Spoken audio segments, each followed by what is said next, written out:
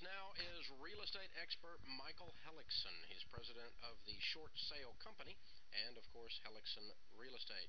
Michael is one of our endorsed local providers, one of the people we endorse around America. He's over in the Seattle area and is working short sales hand over fist, doing a lot of it. And you know, this real estate market tightening up and people facing different kinds of issues, we thought it'd be valuable to have a guy on who's a practitioner, who's hands-on, and this is what he does every day. I know how to do this stuff. I know what the theories are. I talk you through that stuff all the time, but I always learn something when I get a hold of somebody who's actually doing stuff today, and they're out there with tools in their hands today making things happen. Michael, welcome to the show. Thank you, Dave. I appreciate the time.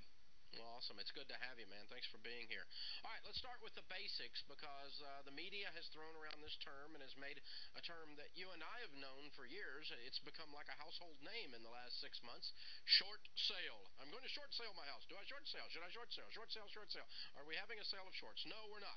What is a short sale? You know, ultimately, a short sale refers to a short payoff transaction or any real estate transaction where the price that is paid for the home is not enough to cover the mortgage, any other underlying debts, as well as the real estate closing costs, title fees, escrow fees, real estate commissions, and those sort of things. So with over 7,000 new foreclosures every day and 1 out of 1,000 homes in America being put in this position, there are an awful lot more short sales happening now than ever before.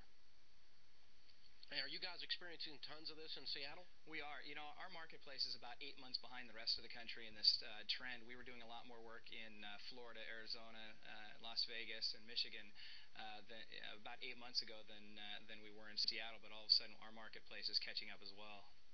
Okay. So what does it cost a homeowner to do a short sale, to have one negotiated? You know, it really depends on who does the negotiating. Ultimately, it shouldn't cost the homeowner anything. There are some companies out there that charge upfront fees for that negotiation service. I have a real problem with anyone paying a fee for a service that has not been performed yet. And ultimately, in a short sale situation, the negotiator's fee should come out of the bank's proceeds at closing. And I do believe that it should be a professional negotiation company, whether it's ours or another one. There's a real value to having that service performed by someone, particularly when the homeowner doesn't foot the bill for it. So now, do you do that in addition to a real estate commission? Because I know you're a realtor.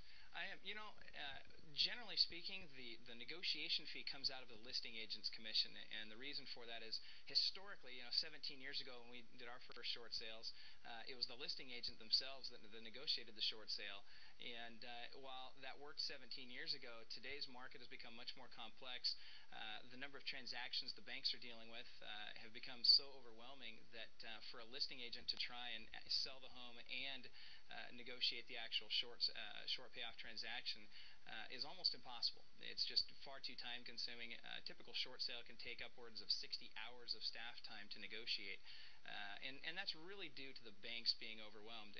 They previously had, 3 years ago, a typical negotiator at the bank would have 150 files on their desk.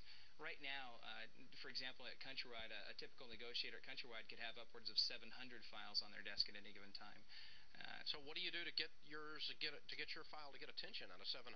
You know, there's a lot of things that can be done to get it that extra attention. One of the most common mistakes is not calling the bank enough, and I would say equally as common is calling the bank too often.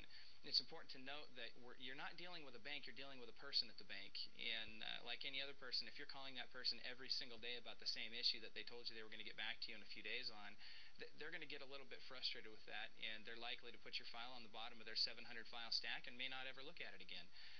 So I would say it's important to have enough contact with the bank, but not so much that you alienate the negotiator at the bank. Now, are you seeing a difference as to conforming mortgages, Fannie Mae, FHA, VA, versus some of the subprime mortgages that are out there in terms of whether they're negotiating and at what point they're negotiating, what they're requiring? You know, a lot of it depends on whether or not it's an insured mortgage. All of them are being negotiated at some point. The difference is the complexity with which those negotiations take place and how many parties are involved in that negotiation process. If it's an insured mortgage, for example, you'll have more layers of parties that need to be negotiated with, and oftentimes the lien holder, they might have an investor, they might have a mortgage insurance company. If this thing has been sold on the secondary market, that can add to the complexity. And one of the challenges is frequently and more often than not, you will not be able to get access to every person that has a say in whether or not this transaction closes. So you've got to do the best you can with the ones you do have access to.